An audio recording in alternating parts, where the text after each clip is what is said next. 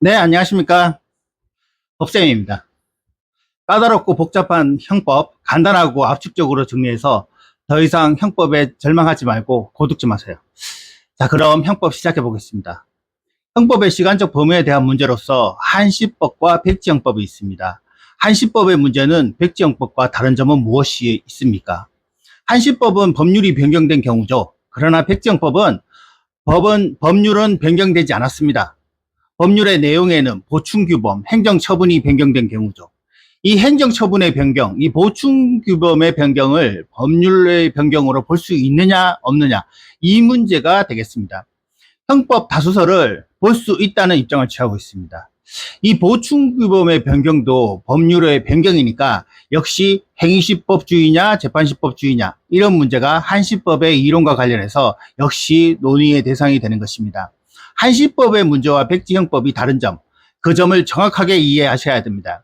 장소적 범위의 문제를 보죠. 속지주의, 속인주의, 보호주의, 세계주의를 이해해 주셔야 되겠습니다. 여러분, 형법 제2조부터 6조까지의 조문을 잘 이해하셔야 되는데, 이 조문은 두 가지 관점에서 분석해야 된다고 했습니다.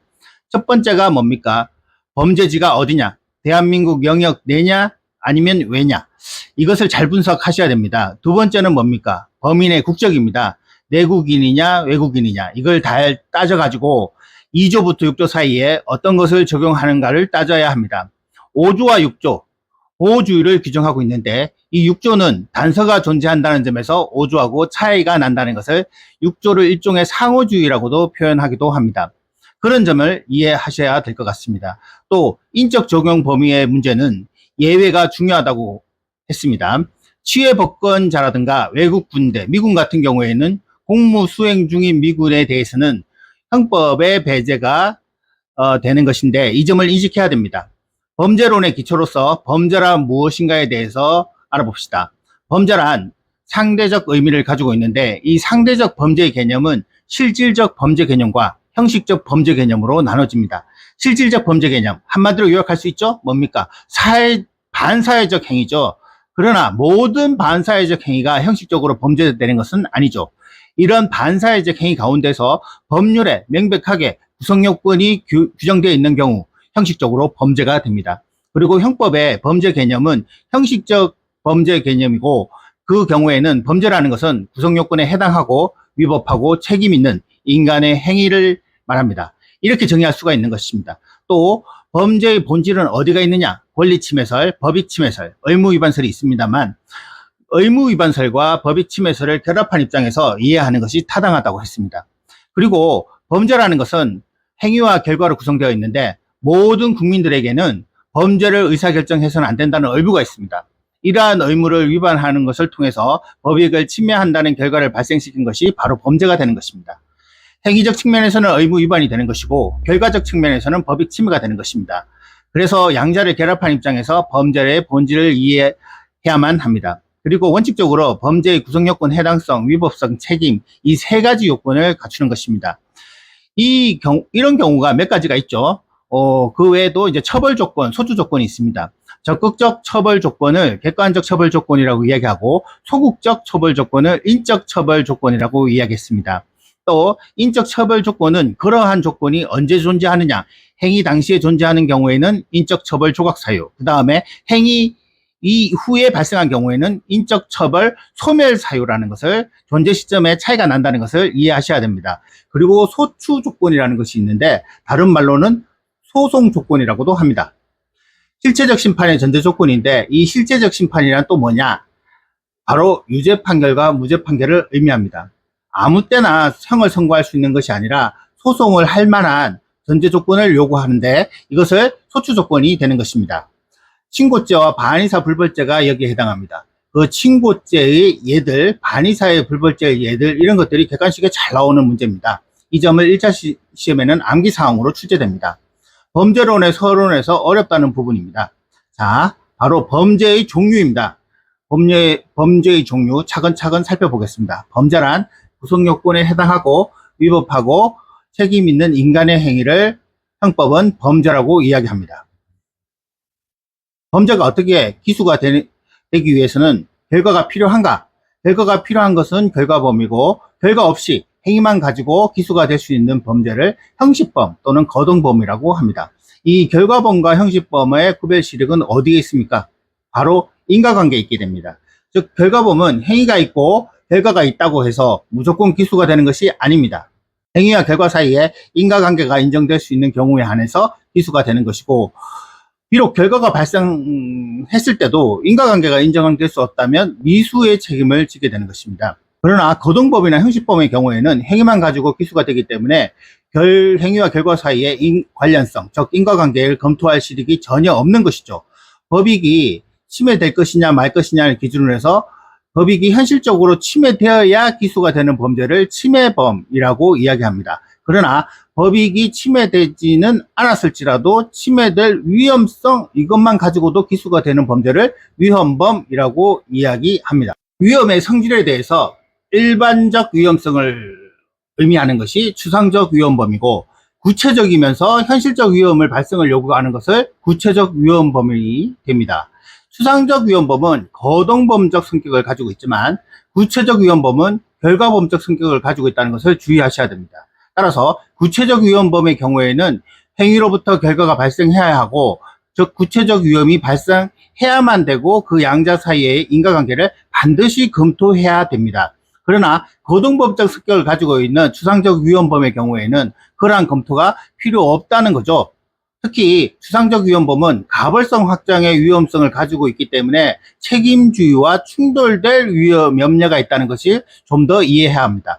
또 기수가 되기 위해서 시간적 계속성을 요구하느냐에 따라서 형법은 적시범과 계속범, 상태범으로 구별해 볼 수가 있습니다. 예를 들어 살인죄는 사망 즉시 기수가 되고 범죄는 종료되는 적시범이자 상태범이죠. 그러나 감금죄 같은 경우에는 감금 즉시 기수가 되고 종료되는 것이 아니죠.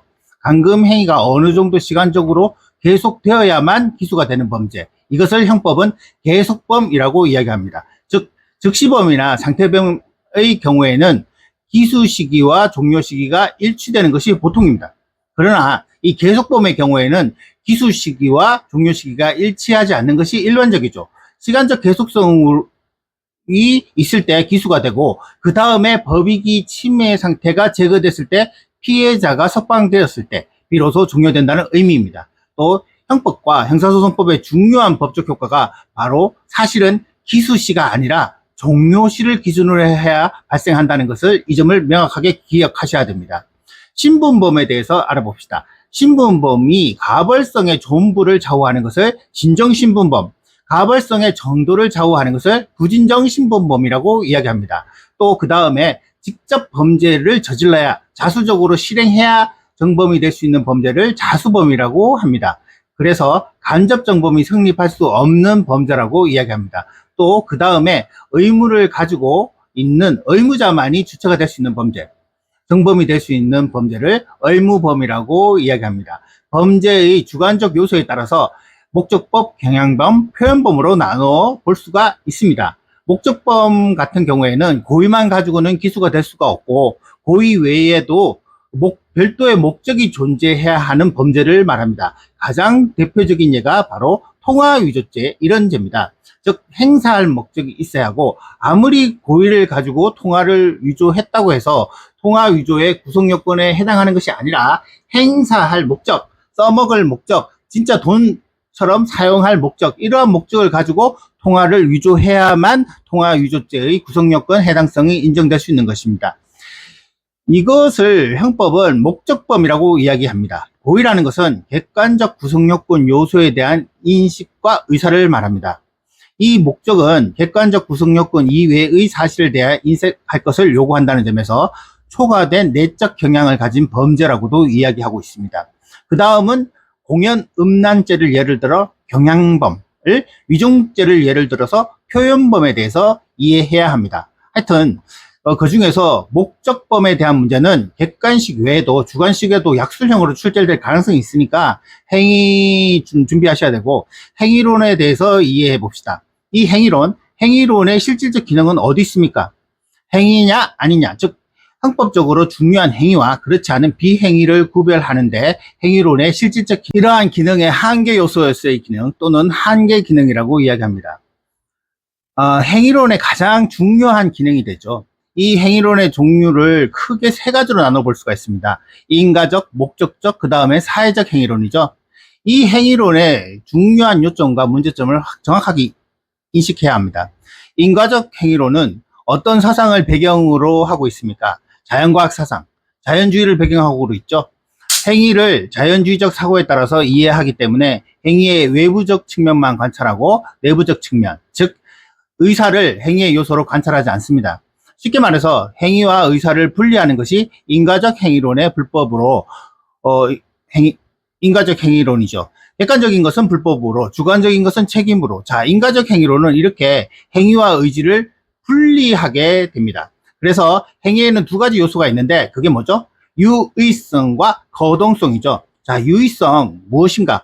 의사가 있다는 것을 의미하는 것이고 그 의사의 내용이 고의냐 아니면 과실이냐 책임 요소가 된다고 봅니다. 그 다음에 신체적 동작, 즉 거동성을 의미합니다. 유의성과 거동성, 이것이 바로 행위다. 유의성을 요구하니까 유의성이 없는 인식 없는 과실을 행위로 볼 수 없다는 문제점이 있습니다. 그리고 거동성을 요구하니까 거동성이 없는 부작위를 행위로 볼 수 없다는 이런 문제점을 가지고 있습니다. 이에 대해서 행위와 의사를 결합하는 입장이 목적적 행위론이라고 합니다. 이 목적적 행위론은 현상학이라든가 존재론 철학이라든가 사고 심리학의 영향을 받고 있습니다. 즉 철학의 영향을 받은 것이 바로 목적적 행위론이 됩니다.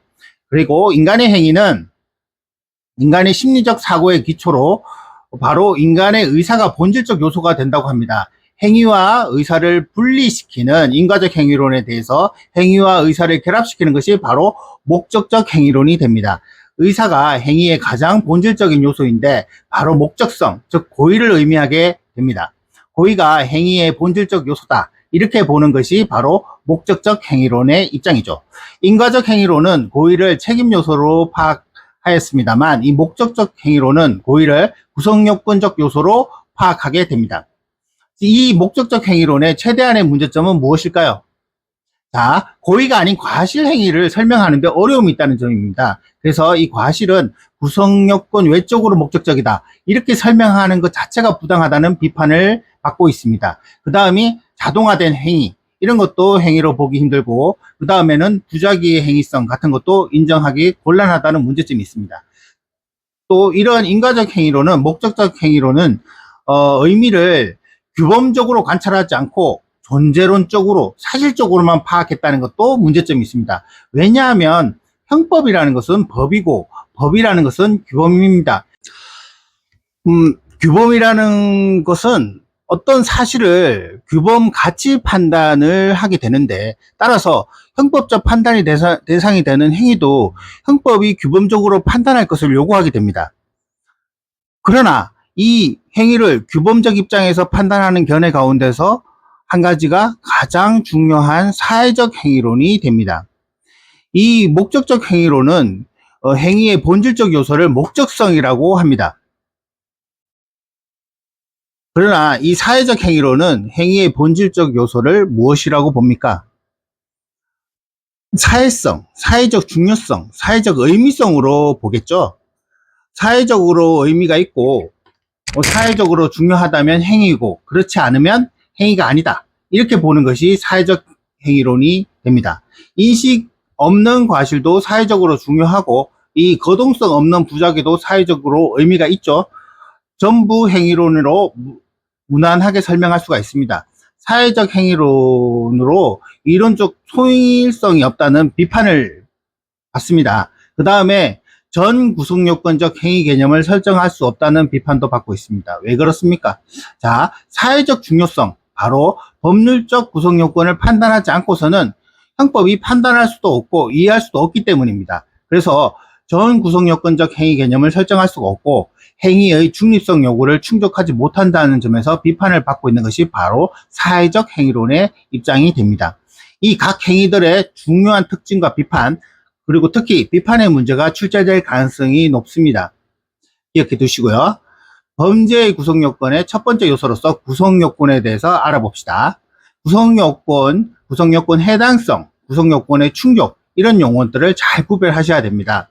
또 구성요건의 발전이라는 것은 즉 결국 주관적 구성요건 요소와 규범적 요소를 과연 구성요건 요소로 볼 수 있느냐, 이에 대한 이론의 발전에 지나지 않는다는 거, 그 점도 이해하셔야 됩니다. 또 구성요건과 위법성의 관계에서 형법의 통설은 인식 근거서를 바탕을 취하고 있습니다. 이 구성요건에 해당한다면 위법성은 추정된다, 징표한다고 표현합니다. 위법성 심사 단계에서는 이미 위법하다는 잠정적인 평가를 받고 있습니다. 위법성 평가의 심사 단계에서는 어떠한 요소가 존재했을 경우에 위법한가, 즉 위법성을 적극적으로 판단할 필요가 없다는 것입니다. 이미 위법하다는 평가를 받고 있기 때문입니다. 범죄의 두 번째 요건인 위법성 심사 단계에서는 이미 이 추정된 위법성, 이 잠정적으로 위법성을 배제할 만한 위법성 조각 사유가 있는지를 검토하게 됩니다. 즉 소극적으로는 위법성을 배제한 사유를 심사하게 됩니다. 형법은 이런 식으로 수정되어 있죠. 형법의 조문을 보면 정당방위나 긴급피난, 자구행위와 같은 위법성을 배제하는 소극적 요소들만 규정해 놓고 있지, 어떠한 요소가 존재할 때 위법성을 인정할 수 있다는 적극적 요소에 대해서는 전혀 언급이 없다는 것입니다. 바로 인식 근거서를 기초로 한 것이라고 볼 수가 있습니다. 이에 대해서 소극적 구성요건 표지 이론이 있는데, 이 소극적 구성요건 표지 이론이란 무엇이 소극적 구성요건 표지로 이해합니까? 자, 위법성 조각 사유도 구성요건 요소다. 위법성 조각 사유도 소극적이지만 구성요건 요소가 맞다. 이렇게 이해하는 것이 바로 소극적 구성요건 표지 이론의 입장입니다. 자, 여기서 소극적이란 도대체 이 위법성 조각 사유가 어떤 기능을 한다는 것입니까? 위법성 조각 사유가 구성요건 표지이고 소극적으로 기능을 수행한다. 한마디로 이 위법성 조각 사유가 존재할 경우에는 아예 처음부터 구성요건 해당성이 없다는 평가가 되는, 즉 구성요건의 배제 사유로서 기능을 수행하게 되는 것입니다. 갑이라는 사람이 을을 정당방위로 살해했을 때 3단계 범죄 체계에서는 일단 살인죄의 구성요건 해당성에 인정합니다. 다음은 정당방위로서 위법성 조각 사유에 대한 위법성을 배제되는 것이죠.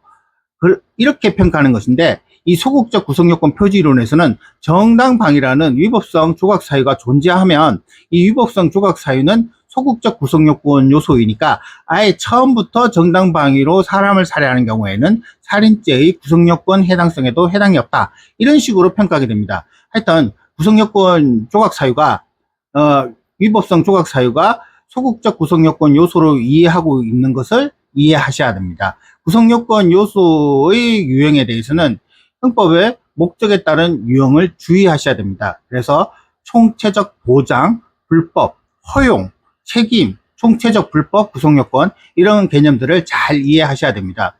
또 불법의 본질이 어디 있는가에 대해서 결과 반가치론과 행위 반가치론에 대해서 이해해야 합니다.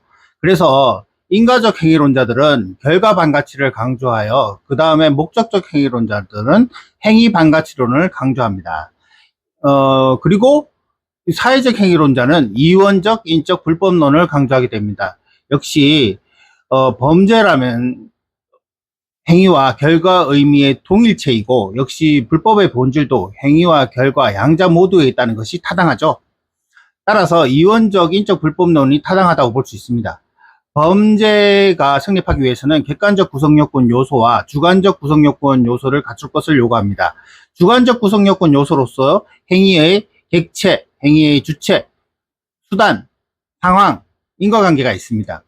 총론에서 살펴볼 문제는 행위의 주체와 관련하여 법인의 범죄 능력이 있는가 하는 문제입니다. 행위의 객체의 문제로서는 보호의 객체와 차이점을 주목할 필요가 있습니다. 인과관계 문제도 꼼꼼히 살펴봐야 합니다. 자, 구체적으로 살펴봅시다. 행위의 주체, 누가 범죄의 주체가 되느냐? 사람이죠. 그런데 사람이 자연인과 법인으로 나누어지게 되는데, 자연인이 범죄의 주체가 된다는 점에 대해서는 의문의 여지가 없습니다.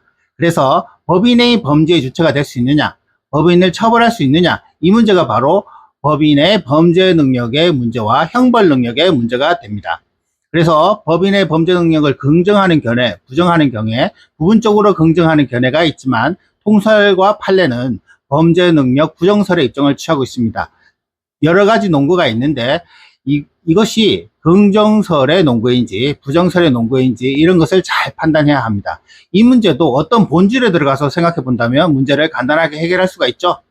형법의 보충성의 문제, 행위성의 문제, 현행 형벌 체계의 문제 이런 점을 고려한다면 현행 형벌 체계상 법인의 범죄 능력을 부정하고 있다고 볼 수가 있습니다. 그런데도 현행 형법 체계에서는 양벌 규정을 통해서 법인을 현실적으로 처벌하고 있습니다. 범죄 주체가 될 수 없는 사람을 처벌하고 있습니다. 현행 형벌 체계에서는 법인을 처벌하는 모습을 그러면 어떻게 설명할 수 있느냐? 이에 대해서 판례는 무과실 책임설을 취하고 있지만 통설은 과실 책임설을 취하고 있습니다. 중요한 것은 논리적 일관성의 문제입니다. 한번 검토해 봅시다. 법인의 범죄 능력을 긍정한다면 당연히 형벌 능력도 긍정할 수가 있고 역시 처벌의 근거는 과실 책임이 될 수 있는 것입니다. 그러나 법인의 범죄 능력을 부정한다면 당연히 형벌 능력도 부정해야 할 것입니다. 그렇죠? 그런데 처벌한다면 그것은 무과실 처벌이라고 해야 할 것입니다. 그런데도 다수설은 어떠한 입장을 취하고 있습니까? 법인의 범죄 능력을 부정하면서도 행정행법의 경우에는 예외적으로 형벌 능력을 긍정하는데 그 근거는 또한 과실책임설이라고 하고 있습니다. 이러한 입장을 취하고 있는데 논리적으로 문제가 있다는 것을 알 수가 있습니다. 행위의 객체에 행위의 주체의 문제를 봤습니다. 행위의 객체, 공격의 객체, 범죄의 객체로 의미하고 이것이 물질적이며 외형적인 대상이면서 그 다음에는 구성요건 요소라는 것이 원칙이죠. 이것은 가치적이면서도 관념적인 대상이고 그 다음에 구성요건 요소가 아니죠. 살인죄의 행위의 객체는 사람의 시체지만 보호의 객체는 생명이라는 법익이죠.